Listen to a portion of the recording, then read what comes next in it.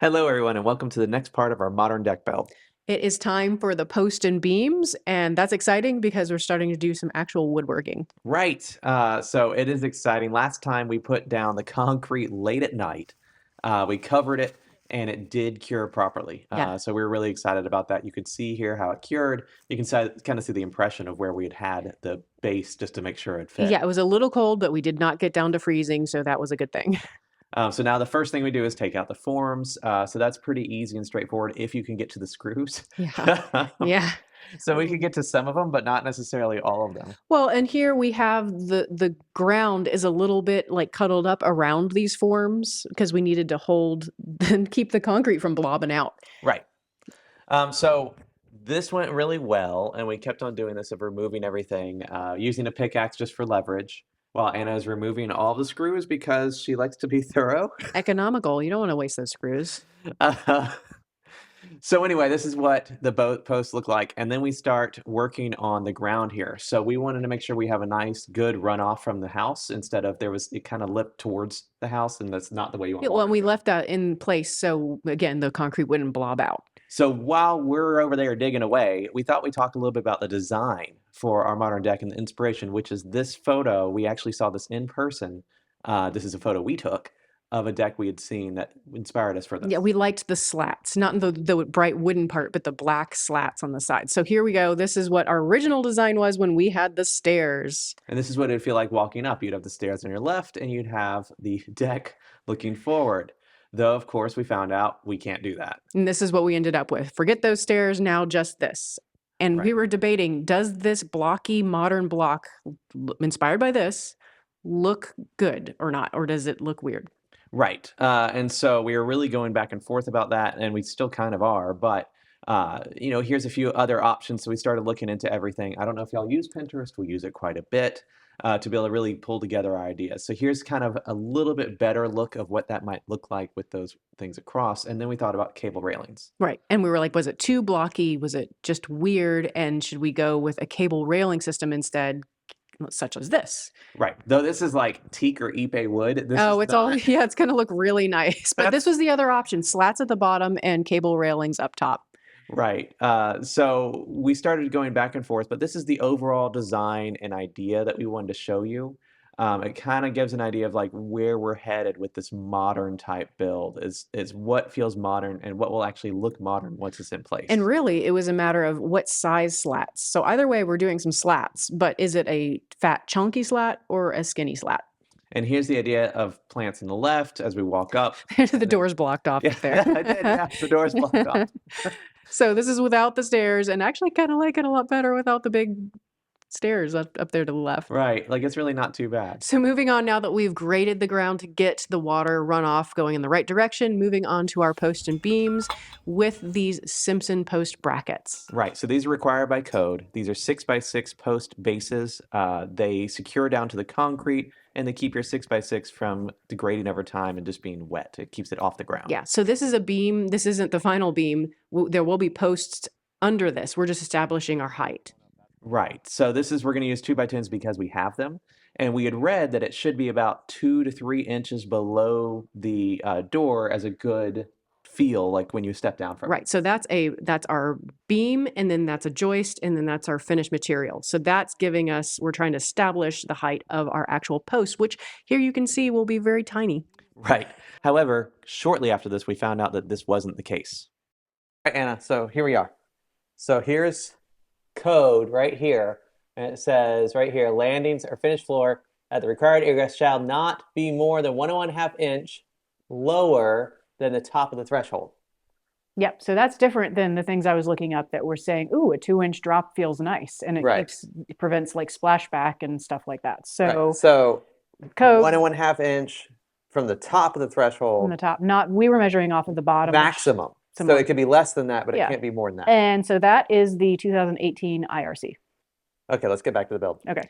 So I promise we're really, really actually going to install these things now. Right. So we used this board. This was the straightest board that we had to make sure that both Simpson bases were aligned with each other, that we weren't going to be all wonky. Yeah. And again, we're going to put some post bases under there. but this is just for alignment purposes. So we screwed these down, and then I think we torqued them again a little bit more with a wrench that I don't show here. And then we get this out to go actually cut our post bases, or our posts. And we ended up using a total of 1 6x6 for this. Y'all, it is the cheapest deck build ever. I was expecting with our original build to use, I don't know, at least 6 of these 6x6s. They're so heavy. And we ended up only using 1 because look at this. The base we found out is only about 3 inches on the high side. And the reason it's only 3 inches, besides the drop off and everything else, is that you have to have it at least tall enough for the post base to nail into. These are our posts. That's it. It's ridiculous. All right, let's go install our posts. Okay. Okay, so now that we have our first post base cut, it was time to actually install it. And it did need to fit both brackets. That's why it was the height. We could have gone smaller. But this worked out really well. And what you're going to see here, so we used a combination of a palm nailer and a hammer to nail these in. But anybody that knows deck builds is going to see right away these are 10D nails, and we should have been using 16D nails. And I'm surprised you did a lot of thorough research on what you're supposed to use here, and this is the result you got was these 10D nails. Turns out that was wrong. Right. So, I mean, just something to know, guys, if you're looking into this, basically, if the nail can fit and there's still a little bit of wiggle room, you're probably using the wrong size nail. But also be sure to check Reddit because that's where I found out about this. Yeah. Oh, this is me saying, look, this is all ground contact PT wood. In other parts of the US, your wood is, or other places, Canada too, your wood has dimples in it so that the pressure treated can go into it. Whereas our wood is, it's called Southern Yellow Pine, and it can be thoroughly saturated with PT chemicals without those dimples. Yeah, so that's definitely ground contact, even pressure treated Right. wood. So right now we're making the beam. So we're doing a 3-ply beam just because, again, we have all this lumber and I could find the right Simpson tie for a 3-ply, but not a 2-ply. Yeah, and so tape to keep the water off the surface. I should have taped the bottom to separate the wood from the metal itself, checking for level. And again, use 16D nails. I went back and replaced them later with 16Ds. And then we did assemble the beam over on our flattest area, but it was heavy, like bringing it over here. It was really heavy, and something you'll know, and we'll see it in just a little bit, but not all beams or not all 2x10s are going to be the exact same thickness and width. So be sure to check that because sometimes you do have to plane them down. I will say we were making a 3-ply beam because we had the lumber available. This could have easily been just a 2-ply for Right. code And it didn't even purposes. have to be a 2x10. It could have been 2x6 for the size of deck that we were making. Yeah, we just had Oh, this. so here we're using our laser level to get this line to make sure that like Oh, where we are lines up with the other super side. level right there. Look at that. You can even see it in the daylight. Well, I guess it's getting a little dark now, Right. but look how much taller those are. That's crazy, that slope. It still is only using run board. It's been really, really good. It really doesn't look like that much slope until you get something level there. Yeah, we did it. Okay, so we're now to the next day, and we're making sure that the posts are level before we actually install them. And this is just to repeat what we just did the night before, which is install the posts and the beams. Right, and again, doing 10D nails instead of 16D, which later I have to take those out and put back in new ones. So here we're putting down the post base. By the way, a note, you want your post base to be towards an edge here, and this is going to come into play later when you do a diagonal bracing. It makes it just a bunch easier to have it a little bit off center rather than an exact center. Yeah, we didn't do that for the first ones, and then we No. realized later. We didn't really know.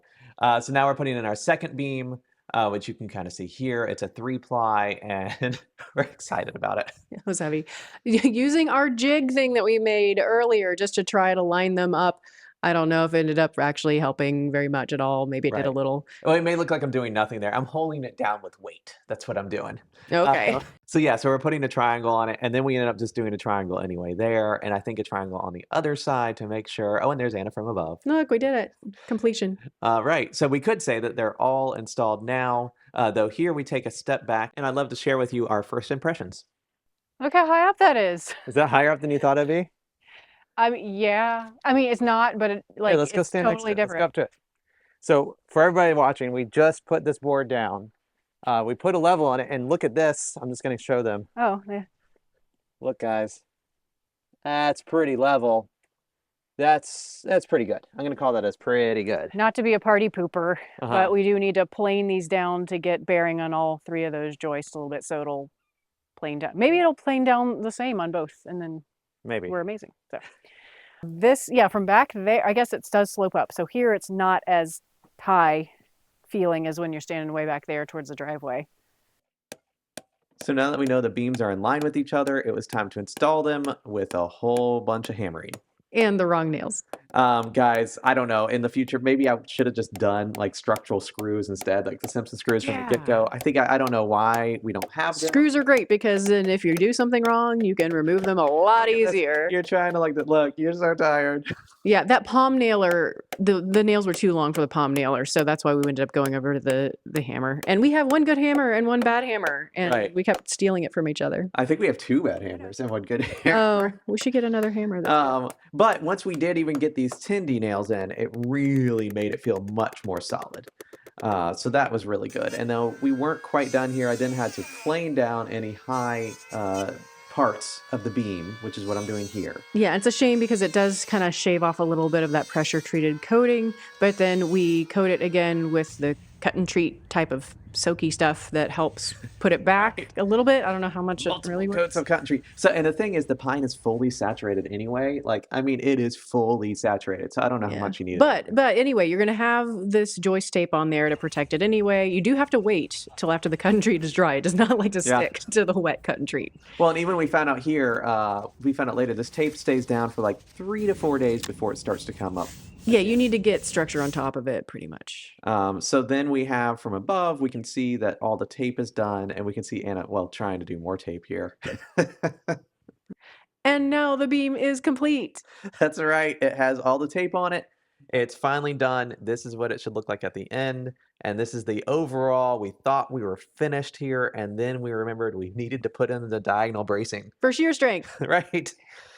So you're supposed to put in these 2x4 diagonal bracing. So that's what we're doing here. It's so short to the ground, it seems Right. a little ridiculous, but you got to do it. It's code. So it's required. We have to put it in, and we're not going to pass inspection. And then later we'll do another diagonal that goes that connects the post all the way up to the joist as well, the other direction. Right, and we also add diagonals to the little itty bitty side as well, just because it looks I don't think we ridiculous. show it here, but we do it, I think, later. We thought better of it. And we're like, we're going to do it. So now everything is finished.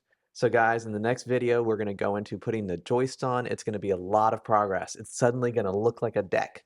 So we are excited about that. Thank you for watching. We really appreciate it. And please like and subscribe. It really does make a difference. We appreciate it.